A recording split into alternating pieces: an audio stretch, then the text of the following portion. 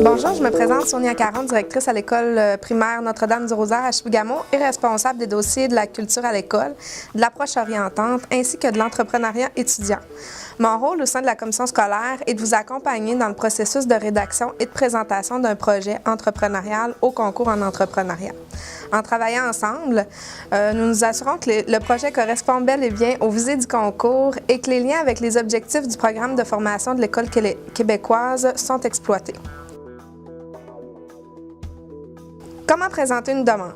Pour ceux et celles qui ont déjà présenté des projets au concours, vous serez heureux d'apprendre que le processus d'inscription a été modifié de manière à simplifier le traitement des données et la saisie des informations. Par le fait même, ce nouveau processus répondra davantage à vos besoins. De plus, lorsque vous vous inscrivez au concours, vous devenez automatiquement éligible à la mesure de sensibilisation à l'entrepreneuriat du ministère. Vous n'avez donc plus à vous soucier de remplir 2 formulaires différents et de vous presser afin de produire votre dossier en 5 copies afin de les acheminer au jury.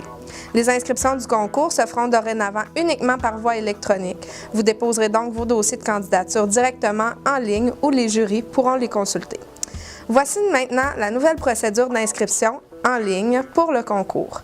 Sur le site du concours qui a été revampé, vous devez cliquer sur le bouton « Je participe ». Le formulaire vous apparaîtra. Le formulaire se divise en 2 parties. La première, où vous devez inscrire les informations administratives, soit les informations sur votre école, et dans un deuxième temps, vous avez le dossier de candidature à compléter. Tout est dans le formulaire électronique, vous n'avez donc plus aucun document papier à fournir. Les questions sont à toute fin pratique les mêmes que par le passé. Après avoir cliqué sur l'icône « Je participe », vous devez conserver le numéro de confirmation du projet qui devient votre code d'usager.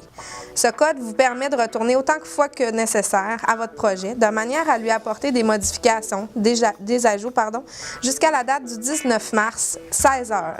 Après cette date, aucun changement ne peut être apporté à votre formulaire.